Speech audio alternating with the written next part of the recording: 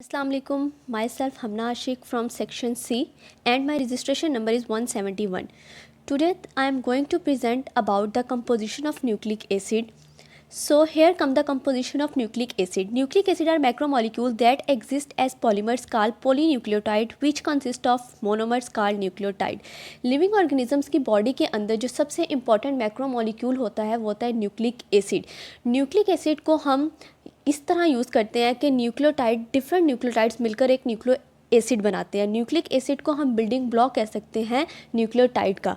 Nucleic acid एक बहुत बड़ा मॉलिक्यूल होता है जो लॉन्ग चेन से मिलकर बना होता है जिसको हम कहते हैं पॉलीन्यूक्लियोटाइड, जिसमें कुछ मोनोमर्स यूज़ होते हैं. मोनोमर्स जो है वो एक स्मॉलेस्ट बिल्डिंग यूनिट है जो मिलकर एक न्यूक्लियोटाइड बनाता है और जो न्यूक्लियोटाइड है वो एक लॉन्ग चेन की फॉर्म में होते हैं जिसको हम कहते हैं पॉलीन्यूक्लियोटाइड. यानी डीएनए और आरएनए न्यूक्लियोटाइड से मिलकर बनता है जो एक लॉन्ग चेन की फॉर्म में होता है जिसे हम कहते हैं polynucleotide. Next, nucleotide consist of 3 components: phosphate group, pentose sugar and nitrogenous base. So here come the first, pentose sugar. It is a 5 carbon sugar. In case of RNA it is ribose and in case of DNA it is deoxyribose.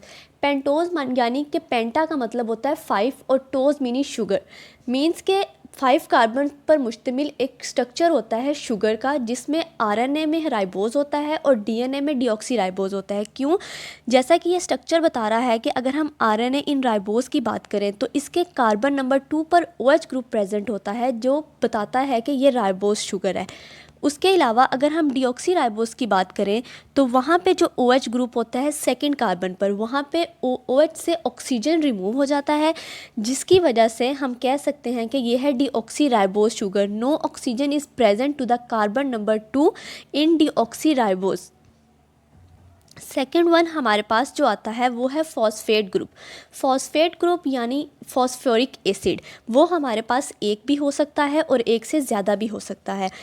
Basically इसका formula होता है H3PO4. इसके पास 3 monovalent hydroxyl group होते हैं और 2 oxygen atom होते हैं. जैसा कि हम यहाँ पे साइड पे स्ट्रक्चर देख रहे हैं, इसके पास 3 मोनोवैलेंट हाइड्रोक्सिल ग्रुप हैं और 2 ऑक्सीजन ग्रुप हैं. It is responsible for the development of Easter linkage between nucleotide. ये 2 न्यूक्लियोटाइड के दरमियान एक बॉन्ड बनाता है, यानी 2 न्यूक्लियोटाइड जो आपस में जुड़े होते हैं ना, वो फॉस्फोरिक एसिड की वजह से जुड़े होते हैं. फॉस्फोरिक एसिड की वजह से डीएनए और आरएनए की जो बैकबोन है वो अटैच होती है और जो बॉन्ड बनता है उसे हम कहते हैं ईस्टर बॉन्ड. यानी अगर हम डिटेल की बात करें, डिटेल में जाएं तो वो जो बॉन्ड बनता है ना वो फॉस्फोडाइस्टर बॉन्ड बन सकता है. सिंपल वर्ड में हम कहें तो 2 ईस्टर बॉन्ड बनते हैं 2 न्यूक्लियोटाइड के दरमियान. अगर हम इसके स्ट्रक्चर के बारे में बात करें तो ये एसिडिक इन नेचर होता है due to the presence of phosphoric acid. अगर हम लेफ़्ट साइड की बात करें तो यहाँ से हाइड्रोजन जो होगा, प्रोटॉन, वो रिमूव हो जाता है और पीछे इलेक्ट्रॉन रह जाता है जिसकी वजह से इसके ऊपर नेगेटिव चार्ज आता है. नेक्स्ट है हमारे पास nitrogenous base. Each nitrogenous base contain 1 or 2 rings that include nitrogen atom. एक नाइट्रोजन जो होता है, नाइट्रोजीनियस बेस होती है, वो 2 रिंग्स पर मुश्तमिल होती है.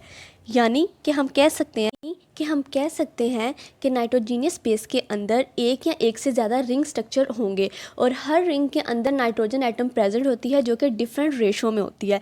जैसा कि यहाँ पे लिखा हुआ है कि ईच नाइट्रोजीनियस बेस कंटेन 1 और 2 rings that include nitrogen atom. मतलब कि हर बेस नाइट्रोजीनियस जो स्ट्रक्चर होगा, जो भी स्ट्रक्चर बनेगा, रिंग स्ट्रक्चर होंगे, वो एक हो या एक से ज़्यादा हो, तो उनके अंदर डिफरेंट रेशो में जो है वो नाइट्रोजन प्रेजेंट होगी. उसके अलावा नाइट्रोजीनियस बेस जो होती है वो बेसिक इन नेचर होती है due to the presence of nitrogen because nitrogen has an capability to accept proton. Nitrogen के पास प्रोटॉन को एक्सेप्ट करने की कैपेबिलिटी होती है जिसकी वजह से हम कह सकते हैं कि नाइट्रोजीनियस बेस जो है वो एसिडिक इन नेचर है. अगर हम आगे बात करें तो इसमें 2 टाइप्स की जो हैं वो बेसिस होती हैं. It consist of 2 types, pyrimidine and purine. Pyrimidine it has single ring structure. ये एक सिंगल रिंग स्ट्रक्चर होता है जिसके 6 मेंबर्स होते हैं. एक स्ट्रक्चर के अंदर 6 मेंबर्स होते हैं. उसके अलावा इसकी एग्जांपल में है थायमीन, साइटोसिन एंड यूरासिल. अगर हम प्यूरिन की बात करें तो it has larger double ring.